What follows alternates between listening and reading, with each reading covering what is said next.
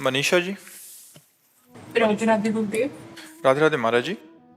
महाराज जी, जब आप स्वस्थ थे तब प्रभु ने कोई विशेष व्यवस्था नहीं की। अब जब उन्होंने सब व्यवस्था कर दी तो स्वास्थ्य हाँ, के वही कारणों बात से। है ना कि जब खाने के लायक थे तब खाना नहीं था, और जब खाने लायक नहीं है तो सब व्यवस्थाएं कर दी है। और जब पाने को था तो 8-8 दिन भोजन नहीं मिला कि भाई अच्छे से पाओ। अब जब 8 बार पाले तो भी व्यवस्था है, तो पाने की पर बड़ी कृपा है भगवान की कि ऐसी परेशानियों के बीच में भी वो अपनी शरण में रखें, अपने चरणों में रखें और चर्चा हो जाती है भगवान की। ये बड़ी कृपा है। महाराज जी कह रहे हैं कि प्रभु जब इतना भारी प्रारब्ध महाराज जी हो सकता है तो अपने बच्चों की जरूरतों के समय उनकी पूरी क्यों नहीं करते महाराज जी? जब चाहिए था तभी दे देते। आज उनका खेल ही ऐसी है कि वो बड़े लीला बिहारी है, बड़े लीला बिहारी है। उनकी हरि तेरी गति लख न परे।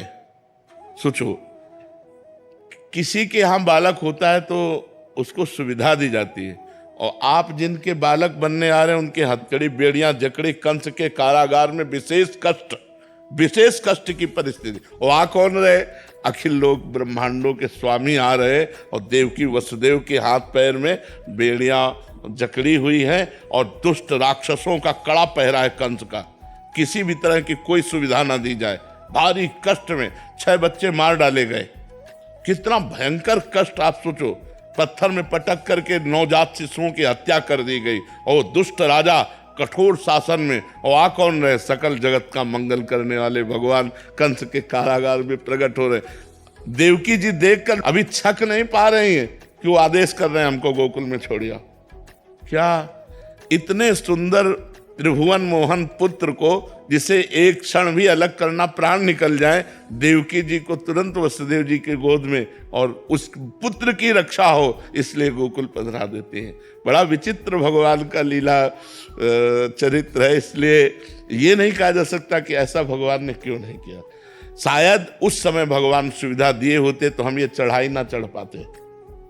जो साधना की चढ़ाई चढ़े वो चढ़ाई ना चढ़ पाते, फिसल जाते। भगवान ने इसीलिए वो हमको कठोरताएं दी, जिससे हम उन कठोरताओं के बल पर इस चढ़ाई को चढ़ पाए, और आज हम आप लोगों के सामने सेवा करने योग्य बने कि हम अपनी वाणी के द्वारा, अपने आचरणों के द्वारा आपको सुखी कर पाए। नहीं तो शायद है ऐसा ना हो पाता।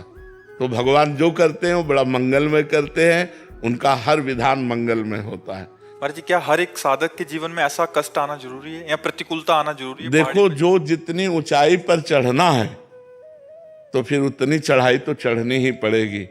तो जितना जो चढ़ पाया वो वहीं स्थिर है। अब तीनों टाइम बढ़िया भोजन मिल रहा हो और ऐसी व्यवस्था सब बढ़िया, तो भजन में मन लगेगा क्या? जब न खाने को, न पीने को, न रहने का ठिकाना, न कोई, तो हर समय मंत्राकार वृत्ति की भगवान के सिवा हमारा कोई नहीं। एक गंगा मैया का किनारा और भगवान का भरोसा, और भूख प्यास से लड़ने के लिए, सर्दी गर्मी से लड़ने के लिए केवल चिंतन को शरीर से हटाकर भगवान में लगाना है। निरंतर भगवदाकार वृत्ति, वही कृपा आज मिली है। अगर उस समय हमें सांसारिक सुख मिलते तो शायद ये लाभ न मिल पाता। तो हमें लगता है भगवान की विशेष कृपा है। दोनों पक्ष में विशेष कृपा है। जब हमें साधना की चढ़ाई पर चढ़ाना था तब सुविधा नहीं दी, और जब सुविधा भोगने लायक ले रहे तो सुविधाएं दे दी। ये कृपा है उनकी।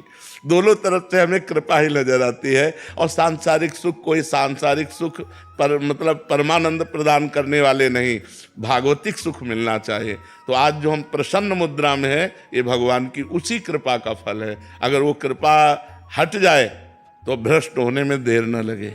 लेकिन भगवान ने कृपा की।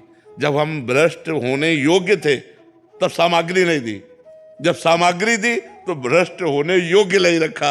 ये उनकी विशेष कृपा बहुत बड़ी कृपा भगवान की। महाराज जी, कोई फिर हल बता दीजिए, क्योंकि आपको सुनने वाले बहुत सारे ऐसे भक्तजन हैं जिनके पास सब वैभव है, मतलब सब सुख सुविधाएं हैं, जिनको हमारी बात मान लो। देखो, जो लाखों को सुधारने लायक बनाया जाता है ना, उसकी कड़ी परीक्षा होती है कि आप लाखों को लेकर के हमारे पास आओगे। तो इसलिए भगवान ने हमको ऐसी कड़ी परीक्षाओं में ऐसे रखा कि तुम तैयार हो और लाखों को पकड़ो और हमारे पास लेके आओ।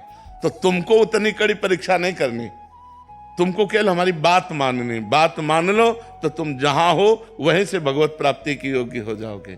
इसीलिए भगवान ने इतनी कड़ी परीक्षाएं, ऐसी परिस्थितियां डाल डाल करके पक्का किया है कि तुम हजारों का कल्याण कर सकते हो, हजारों को अपनी वाणी के द्वारा सुधार सकते हो। तो आप हमारी बात मान लो तो आपका कल्याण हो जाएगा, आपका मंगल हो जाएगा। आपको वो तपस्या, आपको वो कष्ट नहीं झेलने पड़ेंगे।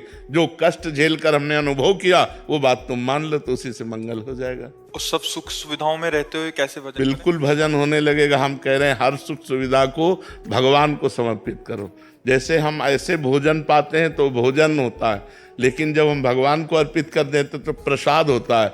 और भोजन पाने से पुण्य क्षय होंगे, लेकिन प्रसाद पाने से पुण्य बढ़ेंगे।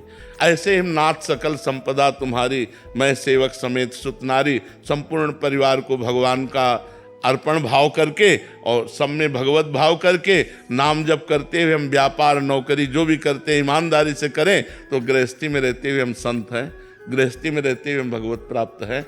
बात होती है आचरणों से, चिंतन से, वो आप भी कर सकते हो। अच्छा, जैसे गृहस्थ आदमी को काम वेदना आई, अपनी पत्नी है, अपनी पत्नी से अगर दूसरे की पत्नी तो वही पाप हो गया। ऐसे ही मोह सताया तो अपने पुत्र में गोपाल जी की भावना करो, मेरे भगवान पुत्र रूप में आए, तो आपका कल्याण है, आपका मंगल है। जैसे हम चराचर जगत में भगवत भाव कहते हैं, आप अपने परिवार में भगवत भाव करके मुक्त हो सकते हो। पर भाव करना पड़ेगा, सब में भगवत भाव करना पड़ेगा।